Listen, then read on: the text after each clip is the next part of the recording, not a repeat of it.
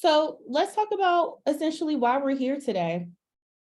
We're going to first cover what are some of those barriers that are causing DE&I resistance or pushback at your organization and how to navigate that.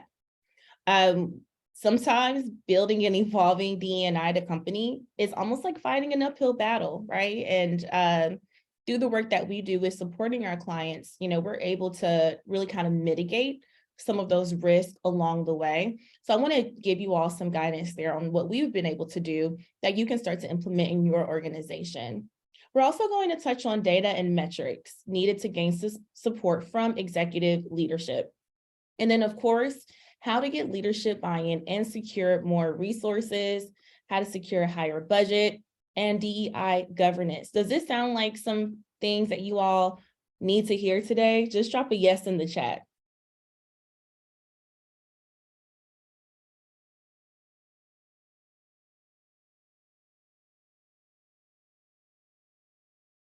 Perfect. Thank you, Eddie. We got one yes. Everybody else, hopefully this is what y'all came for. So we're going to do our best here. Okay, I will turn it over to you, Tamara. Thank you, Letitia. So wanted to kick off our time together here with this quote. It's from a woman named Elizabeth Cook, and she's a CEO of a tech-based organization. And within her kind of scope of debriefing and chatting about the importance of diversity, equity, and inclusion, she really prioritizes how DE&I doesn't just help talent, it doesn't just help recruitment, doesn't just help retention, but it helps organizations and companies become better altogether. Letitia kind of highlighted that a little bit when she shared about the Perfeqta name, performance, equity, and talent, because really, when you're doing DE&I work, a lot of companies love to do it in isolation from everything else. And really, it's all working together to move your company and organization towards its goals. And so Elizabeth shared here, what we've noticed is that companies who approach their DEI strategies from an informed and prepared perspective are the most empowered and able to turn their mistakes into positive opportunities for leadership and their teams. Wanted to use this to set the tone for our conversation today, because I think it underscores the important role that DE&I plays in really empowering and creating that vision for companies and organizations. If you're working with executive leaders or any senior leader at your organization or company, they are usually looking at multiple business objectives. They're looking at the bottom line, they're looking at revenue, they're looking at the resources that they have access to. We've been focused a lot on this pending recession. If we are in a recession right now, who knows, depending on who you ask. And so companies right now are looking at, if we're in a recession, do we even need to care about DE&I? Should it be a priority? And so I love this quote because I think it reminds us that DE&I is not just about whether the timing is right or if it feels good or if it feels comfortable. It's about making your company and your organization better overall. And I love how she simply said, when you have that DE&I lens, when mistakes happen, because in any initiative, goal, program, mistakes happen. None of us are perfect, but companies that are able to navigate it using that DE&I lens are able to not just say, oh, we messed up, but they look at that and say, well, how do we leverage this to turn it into a positive opportunity for us as well as our organization? And so I want you all to think about that as we move into this greater conversation around barriers, data, and buy-in. And really, hopefully, it helps you in kind of how you, whether you're someone who is approaching senior leadership or thinking about that, or maybe you are already in the midst of leading DE&I programming and you're thinking, well, how do we keep the buy-in going? How do I keep people engaged? Really tell yourself and remind yourself that this work allows your people across the company, across departments to feel empowered and to also ask themselves, where do those positive opportunities exist for us to move forward in the work? So when we talk about barriers, I want to share these statistics, and this is a brand new report. So I like to say hot off the press, just for y'all, a 2023 report from McLean & Company. They surveyed over 1,000 business professionals. And when it came to DE&I, these were identified as the top 4 barriers when they asked, what's on your mind right now? What are you concerned about? When you think about a new DE&I program, how many people identified with these as potential barriers? So 43% identified with resources and funding. They said, we don't have enough money, we don't have enough people, we don't have, the capital in our organization to be able to move our programs forward. Of the 1,075, 30% said they identified with creating a unified strategy. So knowing that they wanted to pursue D&I, but not having any clue on how to get there.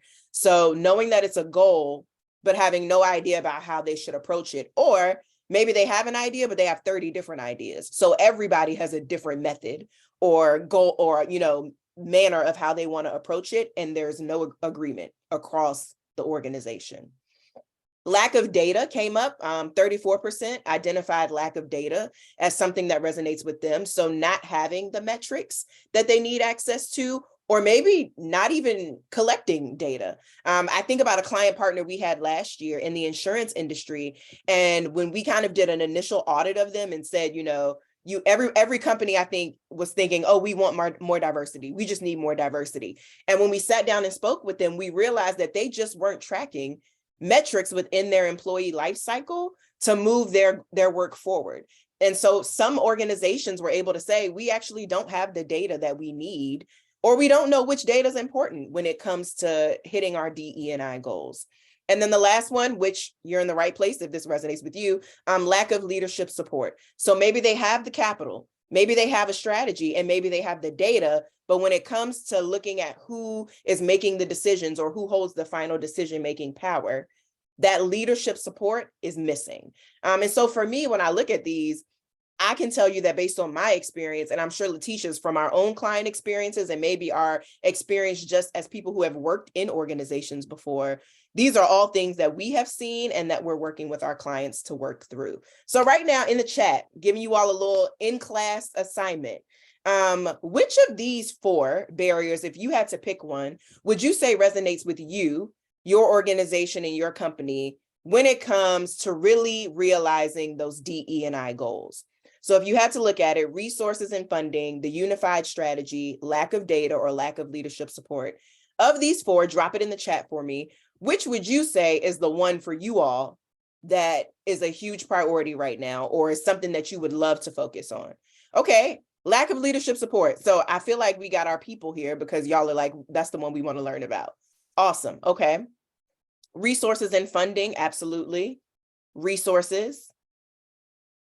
Right. I mean, people and money is a huge thing. And so making sure that you have the resources to not just establish the program, but also, sustain it moving forward. Awesome. Keep dropping those responses for us. Lack of leadership support. So as we move forward today, we're going to share, of course, about those leadership tools for buy-in and those suggestions that we have, but also really want you all to be engaging with us, comment if we say something that resonates with you, and then also be asking yourself how you can take this away, whether it's a strategy or practice, or maybe just in my next meeting, I want to make sure that I bring this up as a helpful point. Want to encourage you to do that in your conversations once you leave here today, because we'd love to give you all some action steps before you leave.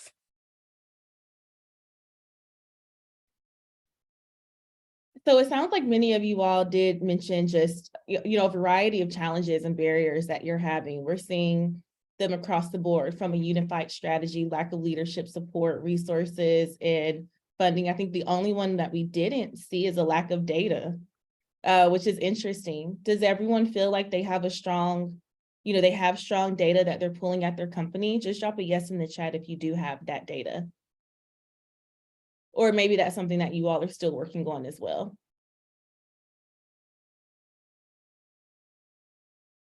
Okay, so no data, incomplete data, still working on it, got it. These are all challenges, right? It's kind of hard to pick all of them if you are working through each and every one of them. So just wanted to ask here. We're going to talk a little bit about data today as well, too.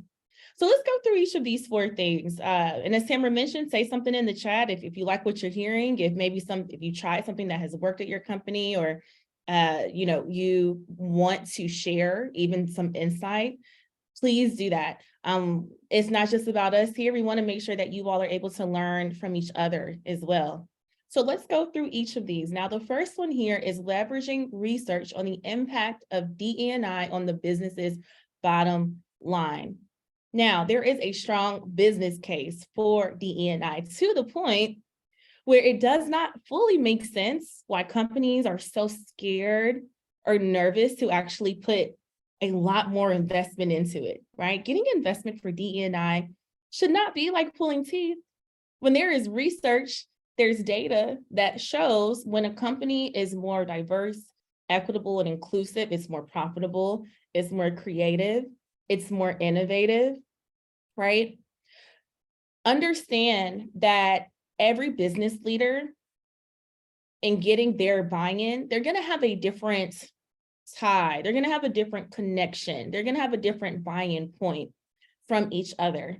And to be honest, some business leaders truly, truly care about the business line, right? Yes. Is DEI the right thing to do? Yes, of course it is, but it's also a business imperative. So make sure that you are, especially when in conversation with leadership, you are leveraging the research, the numbers, the data that's actually really proving how successful implementing DE&I is. I know that we shared some statistics from McLean. McKinsey has a lot of great research. Encourage you all to look at Built In as well. Culture Amp. There's a lot of organizations, even HBR, but there's a lot of organizations or institutions that are regularly publishing up-to-date and real-time feedback and data and research on the business imperative. So when you are communicating with business leaders, again, yes, it's the right thing to do. It will make your employees feel seen and heard. But for some business leaders, they're going to want to know, okay, how does this impact the business, right? How does this impact the business and our revenue and our success and our profitability? So when you are speaking to leaders, you want to make sure you are bringing in that data point. The next one here is telling the stories and sharing perspectives of the employees within your company. Leaders are going to want to know and be provided with concrete examples, stories, situations in which there are employees that are experiencing the company in a positive or negative light because of the lack of presence of DE&I. So what you could do is surveying your employees, not just that annual employee engagement survey, but throwing in some DE&I questions. What is your sense of belonging here, right? What would you like to hear and see more from the company to progress DE&I? Do you feel like we're moving in the right direction? And when you actually look at the data, don't just look at it from surface level and say, okay, great. 90% of employees said we're doing great in DE&I. Well, if that 90% of people are all white males, then you're not really drilling into the intersectionality of the people, the employees that are actually taking the survey. You will want to drill down into that data. And when you do send out that survey, you want to make sure you are asking for demographic information. Of course, when you do send out any survey, especially when you are asking for, some confidential or even sensitive feedback, you also want to make sure you're being very intentional and thoughtful about communicating the purpose behind it. And if you all are taking the direction of surveying, make sure you don't let that survey result sit idle, all right? You want to make sure you're doing something with it, synthesizing that data and then communicating that back to your employees so that they will continue to grow their comfortability with providing you with feedback. That is one thing we have heard from so many different employees at our client partners is, oh, I'm getting survey fatigue and I don't know what they're doing with the data. We keep filling out these surveys, we keep giving feedback, but it feels like it's going into a black hole. What's the point, right? If you don't want your employees to give up here, if you want their feedback, you do want to make sure that you are, again, being thoughtful, intentional, being purposeful, communicating the direction in which the company is going based on what you are hearing, right? With that being said, surveys is one way to get perspectives and stories. Lean on your employee resource groups as well. ERGs have that safe space. They provide that safe space for underrepresented communities and groups. So make sure you're assessing their employee sentiments, especially within those ERGs, leaning on your ERG leaders. Yes, they are there to host events, right? They're there to, make sure that employees do feel that sense of belonging, but they can also be a great source for getting that straight, direct, honest feedback from the members within the communities that they're serving. Outside of surveys and leaning on ERGs, you can also host focus groups, informational sessions, right? We can come in as an external partner, and this is what we've done with our clients. We'll come in as an external partner and make sure that we are getting that anonymous, confidential feedback, and then we are sharing that with our clients' leadership teams.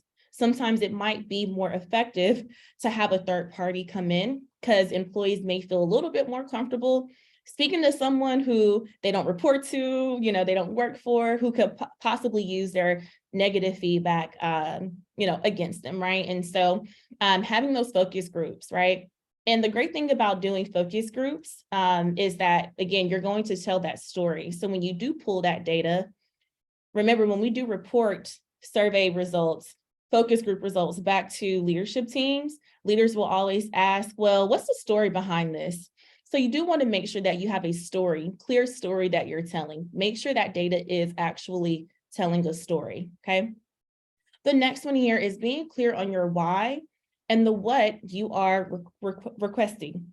Understand that with DE&I, it is a journey, right? There's no endpoint to building and evolving DE&I at your company. It's going to be ever evolving, ever changing, especially as your company changes. The culture might change. You might scale and grow your headcount. You might reduce your headcount, right? Depending on where your company is, it will have different DE&I needs. And you can also scale your DE&I initiatives and programs over time. Something that we always say is that you can't boil the ocean with this work. So when it comes to asking, again, being clear on the why and the what. So what are you asking for and the why? Knowing that you don't want to overload the work, but you don't want to overwhelm your employees. You don't want to overwhelm even your leadership team, where people are confused about what you all are doing. It is a long game and it's a long journey with DE&I. So I would encourage you all to be very mindful about how much you are implementing at a time, how much you are requesting at a time, and make sure you're going for quality over quantity.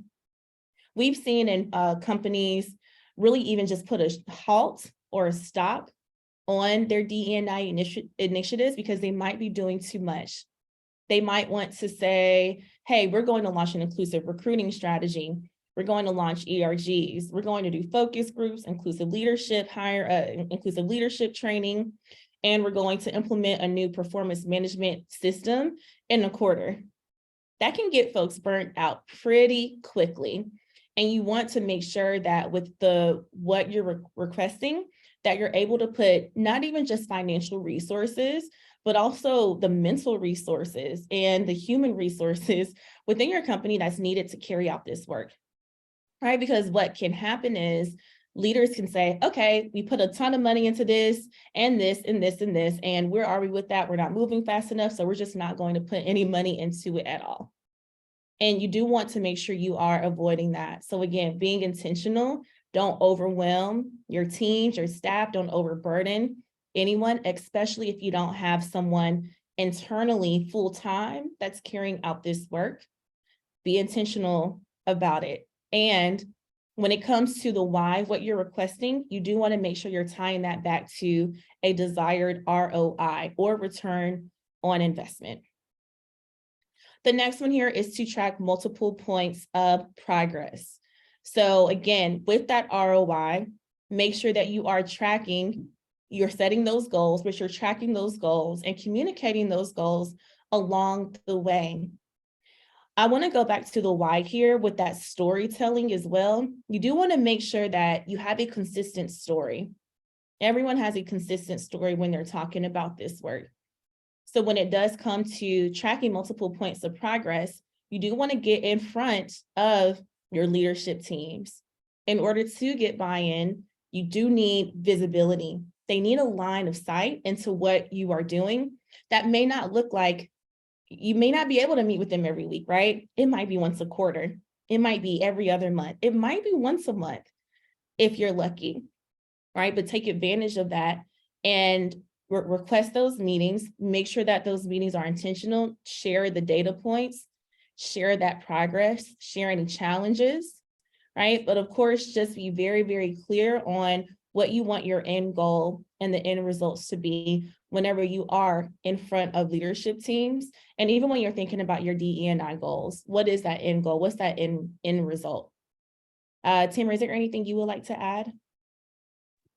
I think you said it, but I really want to underscore just the importance of patience in this process, not just with you, not just with, your people, but with yourself as well, especially in addressing barriers, navigating that pushback, giving yourself time if you're the person that is creating or moving the initiatives forward to kind of feel things out and to also understand that barriers are natural and they come. So being patient with yourself, but also being patient with your teams and being patient with your senior leaders.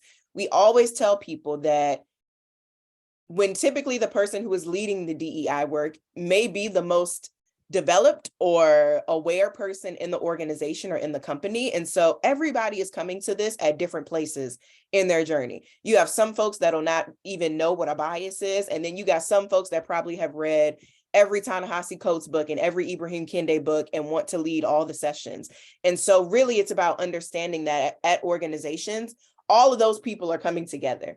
And so this work really, as Letitia mentioned, is going to require that long game mentality, those tiny little baby steps along the way, and understanding that you're not going to climb to the top of Mount Everest, just because you had a great goal in mind, but to be patient and to understand that it is a long investment, but with that dedicated effort, you'll get there.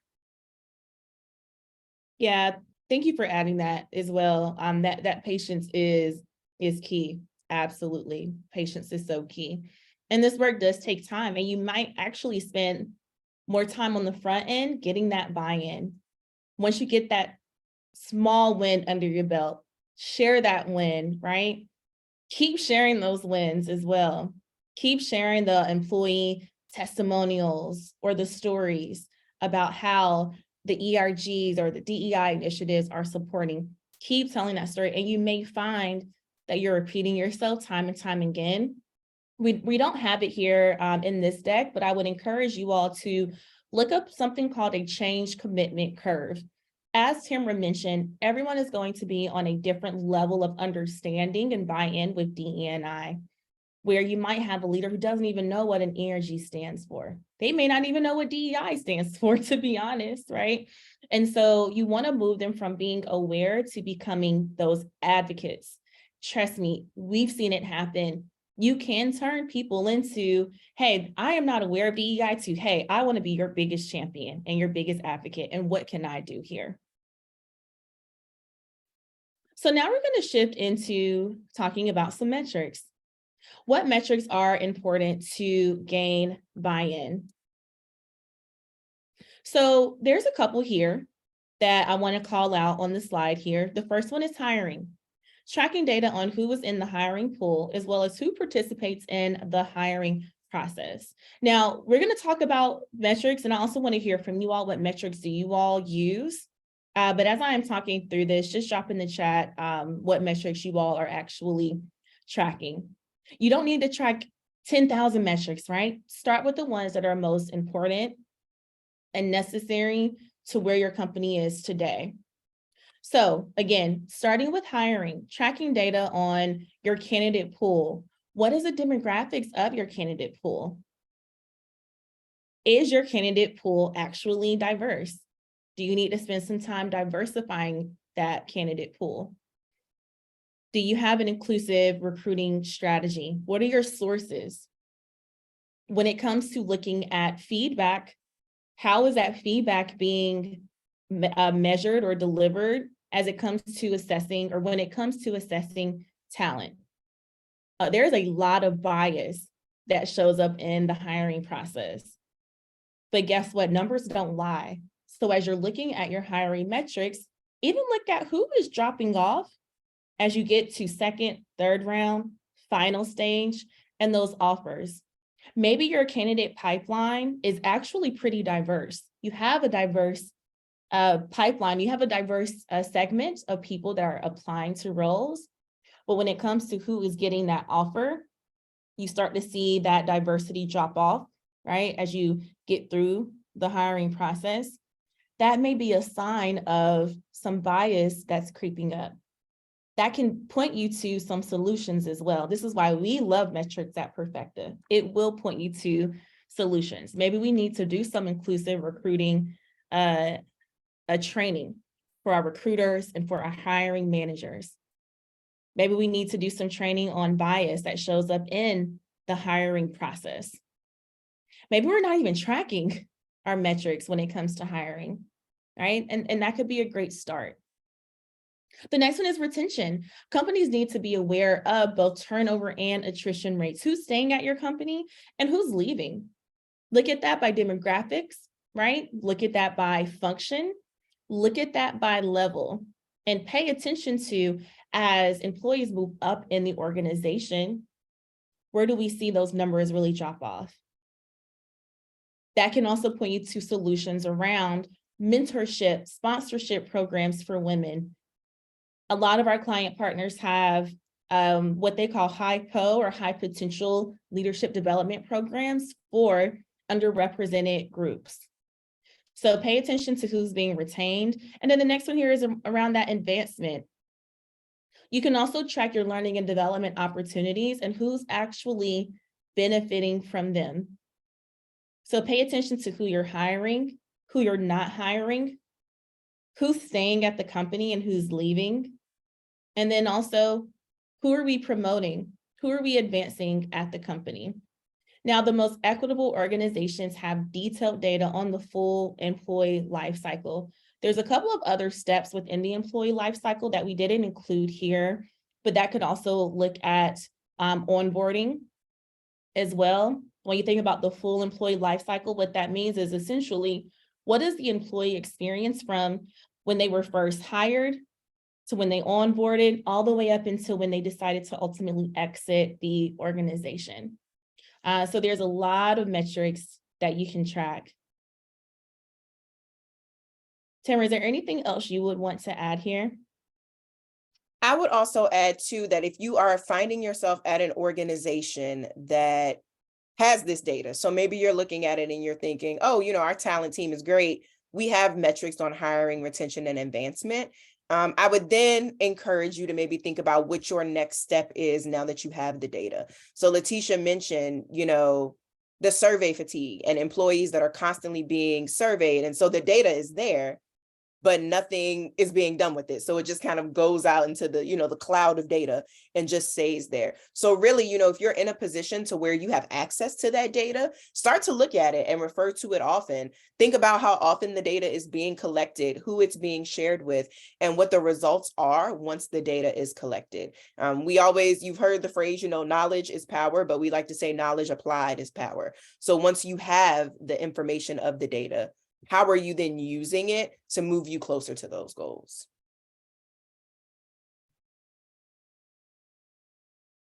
Thank you, Tamara. What metrics are you all tracking at your organization? Would love if you all can drop those in the chat. And we do have a question from Lashanda. Have you found that people of color tend to be hired for lower level roles quicker than senior levels? Yes, absolutely. Absolutely. And, we've had conversations with senior leaders at various companies about the lack of representation in senior level roles and at the top, and it really comes down to two clear solutions. The first is companies making sure they have an inclusive recruiting strategy and clear recruiting sources for hiring executive or senior level talent, like actually going to specific communities where they can find this talent. Because, again, the number one thing that we've heard, and I'm sure you all have heard it too, is it's so hard to find qualified people, at these levels. And that's just simply not true. In order to hire different talent and find different talent, you may have to do something different. So really looking at recruiting sources. The other thing is to build a leadership pipeline internally. So we've also seen where our client partners are even wanting to develop their ERG leaders into senior leaders within an organization. leading an ERG is a great way to not even just contribute to a company's DEI strategy, but again, building those communities and safe spaces. But there's a lot of work that goes into leading an ERG, from managing a team to creating a strategy for that ERG to, tracking and measuring even employee sentiments and sharing that up the organization. ERG leaders are a great place for companies to really start to think about and develop their leadership pipeline for underrepresented talent. But until companies really take a hard look at their data and recognize where those representation gaps are, they might struggle to actually create some solutions to meet those gaps.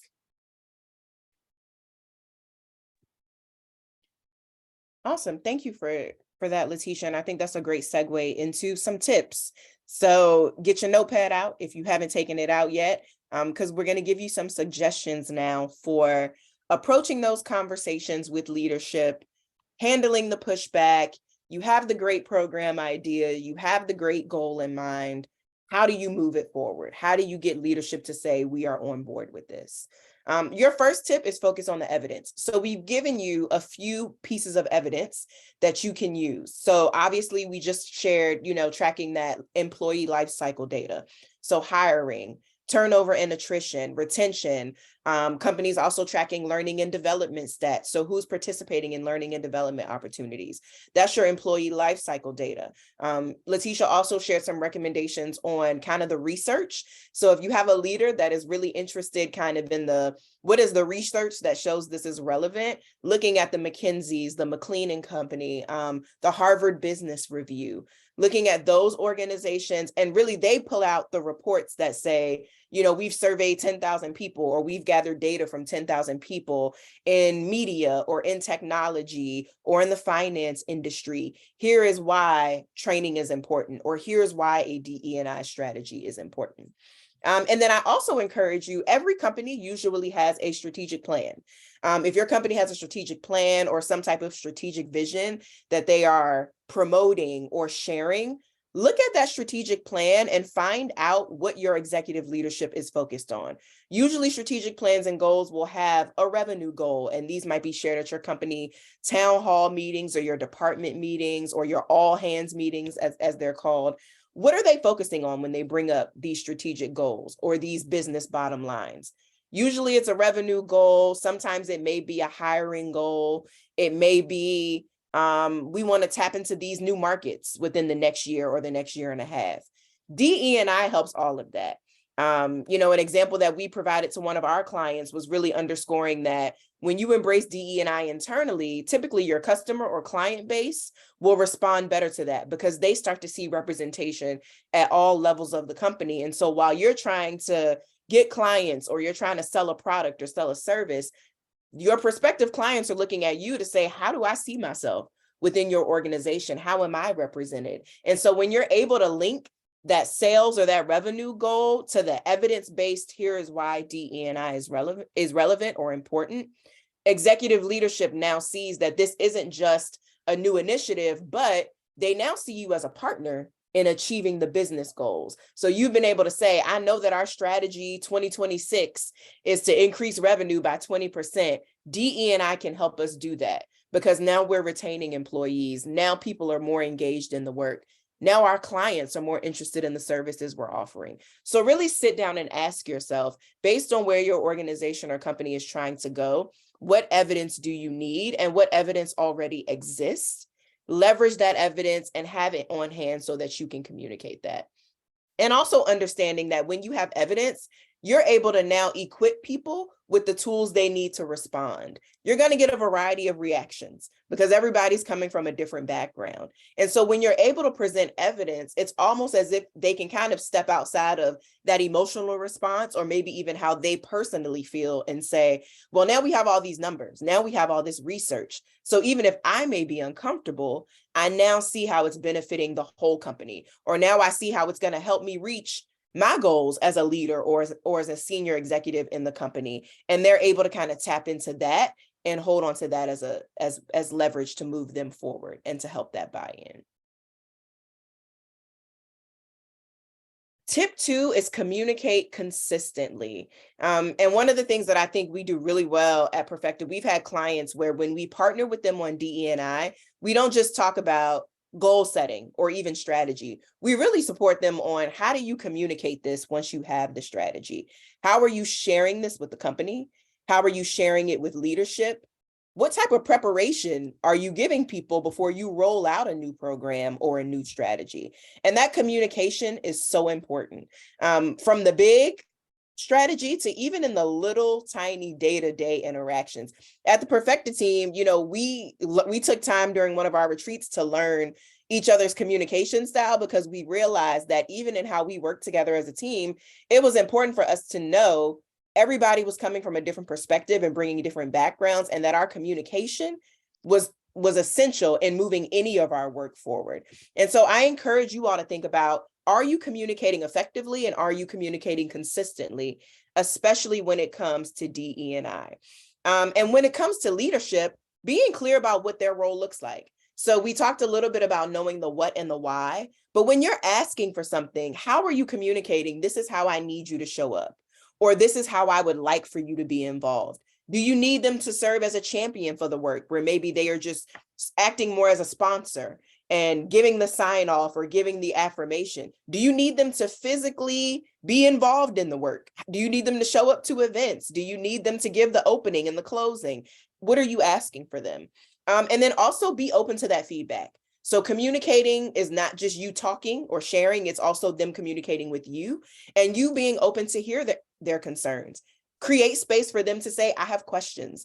I'm not sure about this, or this is a really great idea, but we don't have the resources, or we're strapped. That way you can actually come together and say, now that we're both sharing what we need, what the work requires, how can we meet in the middle to drive the work forward? And you want to continue to do this consistently. So not just when the new idea comes. So you don't want to stop once you have the buy-in. So when they give you the yes, it doesn't become, well, they said they agreed, so now I'm good. I'll see you in a year and I'll let you know when I need an updated budget. You want to communicate consistently, communicate the wins, communicate those successes when a program is well attended or when you do see that engagement increasing, and then communicate the challenges.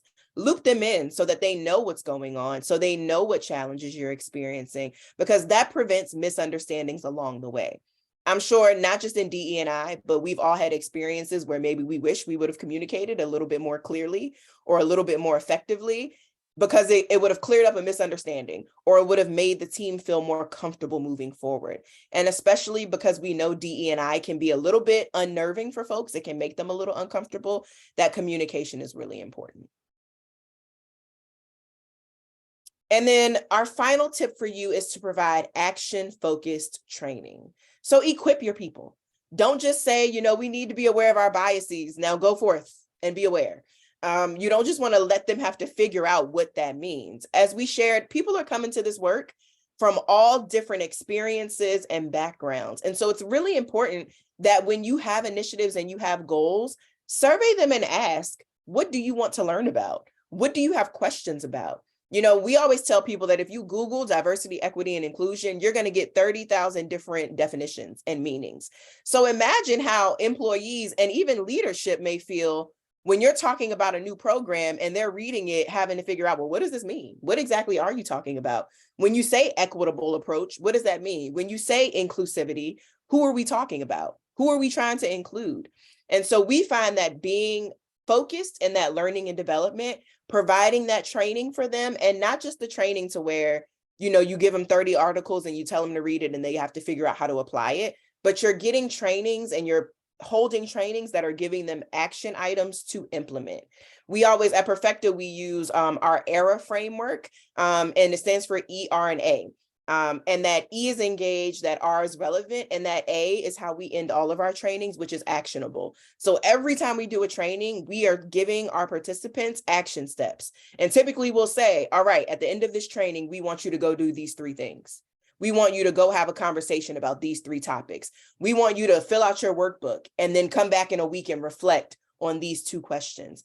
Senior leaders need to, even your most senior leaders in your company may not be the most experienced when it comes to diversity, equity, and inclusion. So don't just assume, oh, because you're vice president, you know everything about DE&I. I don't need to tell you anything. People are more likely to buy in when they know the background, when they know the how of what you're asking them to do. And so at Perfeqta, we love coming alongside our client partners to give them that how, to say, you now have the strategy, now we're going to support you in the learning that you need to be able to move that strategy forward. Letitia, would there be anything that you want to add to any of these 3 tips, from the evidence to communication or even the action-focused training?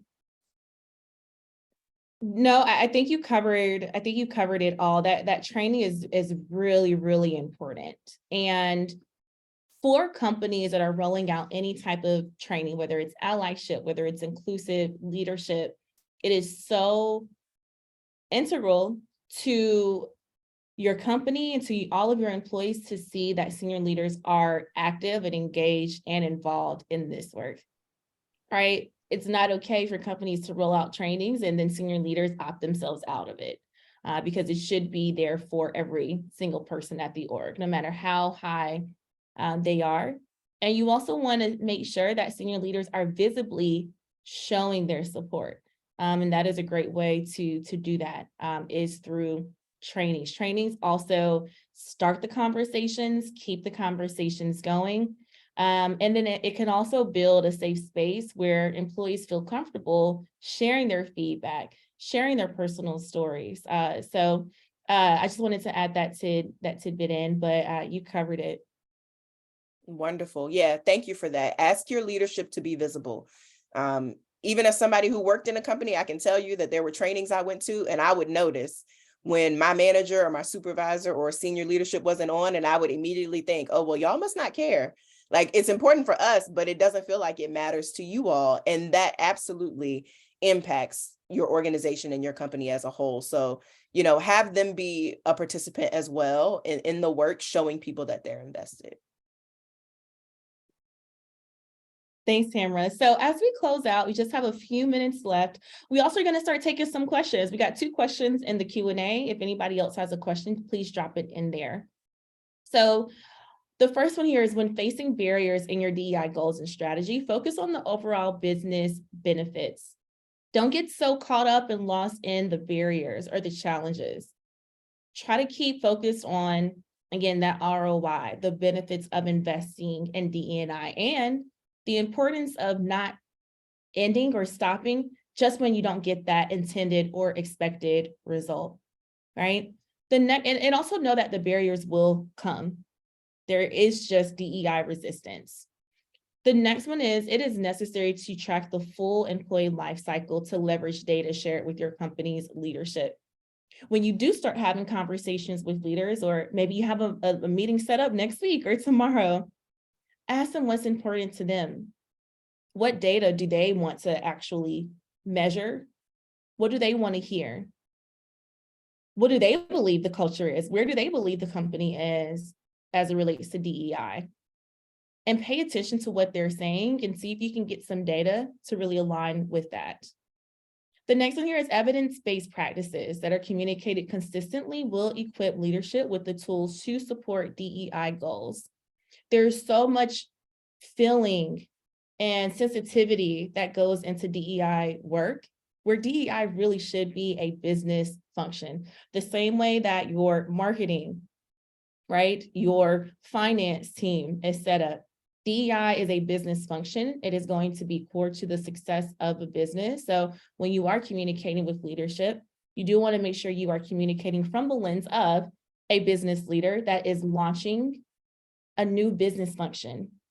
And the next one here is implementing that company-wide training. I think Tamara really covered it well, just in terms of the importance of how to understand and build cultural competencies within your team, but also what are those best practices like? And you want to work hand in hand with your HR, people talent team to make sure that there's some accountability for actually applying inclusive leadership behaviors throughout the organization. So as we shift into Q&A, I do want to just say thank you for joining. Don't leave yet. We got 2 really, really good questions. So I know you all will want to stay and heard. Connect with us on social media. Our email is here as well, and I will also go ahead and drop it in the chat. If there's anything that you all either want support on, you want to potentially partner with us here at Perfeqta, we are accepting new clients for Q2 and beyond. So maybe you need help with launching and starting your employee resource groups, your DE&I committee or council. You need some trainings. Definitely reach out to us. We are here to support. We love learning about where you all are in your DEI journey and also where you want to grow and evolve to. We do some inclusive leadership trainings, and we also do some visioning sessions with leadership teams. If they say they're passionate about it, but they're not sure where and how to start, that is something that we do as well. We can help you all even with understanding where you currently are with that maturity and how to evolve and launch a successful DEI strategy. So with that being said, we have 3 questions now. So thank you all so much. We got 3 minutes, so we're going to try to knock out these questions as quickly as possible here. I'm going to answer this question around ERGs from an anonymous attendee. How would you navigate setting up ERGs for the first time? And how does leadership typically support ERGs? That is a great question. One, you want to make sure that there is an appetite for ERGs. Usually there is. You want to make sure you have solid representation for specific historically excluded or underrepresented groups, right? You may not start off with launching 10 ERGs, right? You might start with launching 2 or 3 ERGs and then scaling your ERGs over time. In terms of how to navigate setting it up, one, understand the appetite. You want to make sure that you have a formal system in place. Look up actually, if you send us an email or reach out to me or Tamara on LinkedIn, happy to send you our ERG framework. That is something that we have helped our client partners use when it comes to growing, launching, evolving ERGs. You want to make sure that you have, a chair, an executive sponsor. That's really where you get that leadership support, is having some folks on the leadership team that are going to be the executive sponsor, to be that bridge between the ERGs as well as leadership to grow the ERG. ERGs also need budget. They also need money and funding to launch programs and initiatives. But get an ERG charter, right? You want to partner with your people, talent, HR team to make sure that there is a formal process for starting ERGs, and get some trainings. Please get some trainings. We do trainings for new ERG leaders on how to actually launch an ERG. So training, executive sponsorship, and budget. There's a lot more to it, but we also have a webinar recording on successfully developing and investing in ERG. So if you want to reach out to us, we can send you that as well. We also have a question here on helping clients navigate structural commitments disguised as resistance, meaning performative openness to change, but general complacency with DEI gaps in favor of the comfort of current routines, especially when financial goals are being reached and orgs who are resistant don't usually provide adequate resources and support.